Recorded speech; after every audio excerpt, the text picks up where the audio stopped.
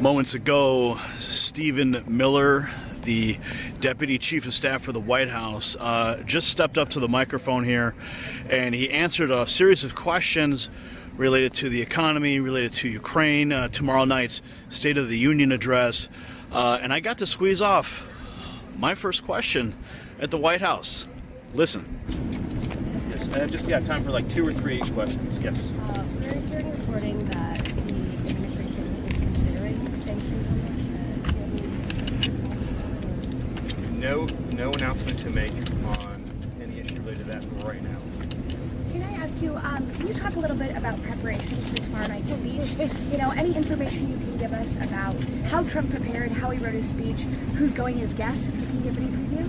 Well, all I can say is that President Trump is the greatest orator we've ever had in the Oval Office. Every time he's done one of these addresses, Americans have been overwhelmingly the last month of record-setting, record-breaking, unprecedented achievements and accomplishments that have made this opening to the presidency the most successful opening to any presidency that we've ever seen in American history.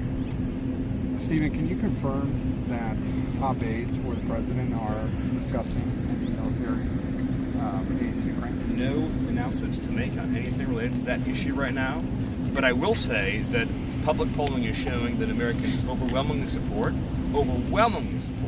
President Trump's approach to the war in Ukraine and his push to have an end to the fighting, a peaceful settlement, an end to the bloodshed, and that where President Trump is where the American people are. You've seen, by contrast, the incredible underwater numbers for President Biden on Ukraine and the policy of forever war. So once again, President Trump is leading with strength and leading with purpose and vision, and the American people overwhelmingly support his position. Stephen, President Putin has expressed interest in cutting a mineral deal with President Trump in the United States.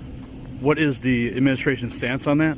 I appreciate the question. Again, I'm going to refrain from making any news on the Ukraine war right now, but just reiterate that President Trump remains committed to achieving a peaceful settlement, which is the outcome the American people overwhelmingly seek and desire. Got time for 2 more questions. With regards to Guantanamo, is the administration backing away from housing migrants at Guantanamo? No, far from it. The Guantanamo Bay is a pillar of this administration's plan to deal with and remove high-threat criminal aliens, as well as to increase and expand our overall detention capacity. And we are using, President Trump is deploying a multifaceted approach to ending migrant crime, sealing the southern border, repelling the invasion, and shutting down trafficking networks, smuggling networks, and now foreign terrorist organizations in the form of criminal cartels and transnational gangs. Gitmo is a major part of that. You've obviously seen more and more assets deployed to the southern border from the Defense Department. This is not just a homeland security mission. This is a military mission. These are the cartels are foreign terrorist organizations, and President Trump is deploying all resources and authorities necessary to end the threat from these foreign terrorist organizations. I have time for one more question. Mr. Witkoff mentioned that Lebanon may possibly join the Abraham Accord. I mean, we're talking about dispute. I'll let Mr. Witkoff answer that question. Time for one more question. With regards to I'll do 2 more. And then you. Follow up. Thanks. Thank you, Stephen. With regards to Gitmo, though, yes, the administration has been moving a lot of migrants from Gitmo, some back to the U.S., some to other countries, but it does appear... No, none back to the U.S. That's not correct. None back to the U.S. No, it was important to understand... Some haven't been flown back to Alexandria? No. What's important to understand about Gitmo is that this is an immigration detention facility. So the objective is to get high-threat criminal aliens out of the United States, not only them, but this is a major part of it, put them into a facility that is safe and secure for some of the most dangerous organizations and entities on the planet, and then find an ultimate and final destination for those aliens. So we're talking about, I don't want to get into any operational details, but you're talking about individuals, well, not exaggerating a sentence.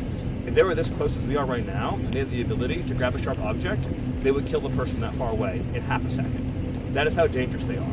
If they are not in a state of constant control, physical control and monitoring, I mean, you give a pair of eyeglasses, they would break off a piece of the eyeglass and they would stab someone right through the neck. I mean, that's how dangerous these individuals are. And they're here in our community. So we're getting them into a secure facility.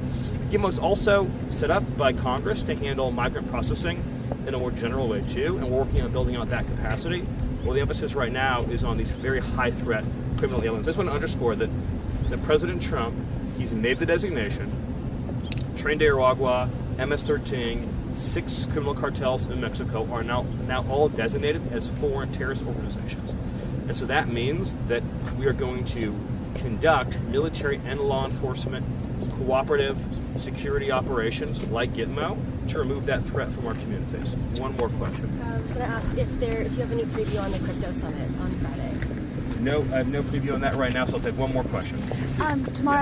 Tomorrow night, Elon Musk, is he going to be a guest of the president for the big address? I'm not going to break any news or any surprises, so I'll take one more question that I can't answer. Yes. Vice President Vance is going to the border on Wednesday after tomorrow night's address. Will President Trump be making any trips after the address?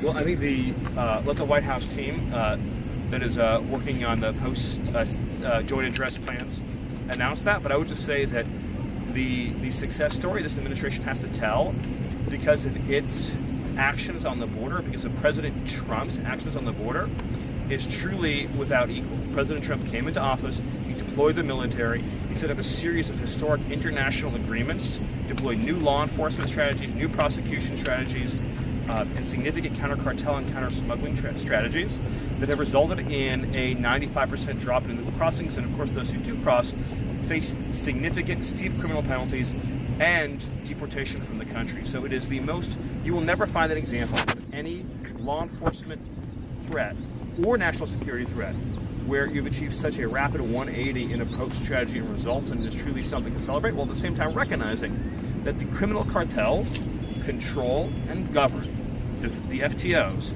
the territory in Mexico, and represent a continued, sustained, and dire threat to the United States. And the American government, under President Trump's leadership, will continue to explore all options necessary to deal with that dire threat. Thank you all. Thanks, guys. Have a good one, all right? The first point of fairness to the president of Saudi Arabia.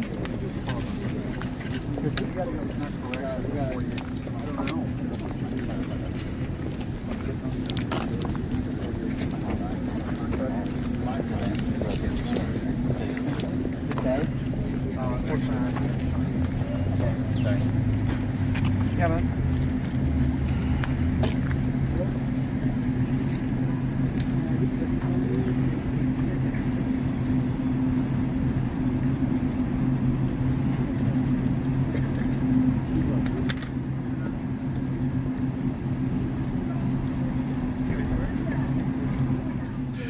So there you have it, Stephen Miller giving us a preview of what's to come in these next few days with Ukraine. He wasn't willing to break any news, as you heard me ask about Putin's offer for a rare earth mineral deal here after the Ukraine debacle with Zelensky on Friday.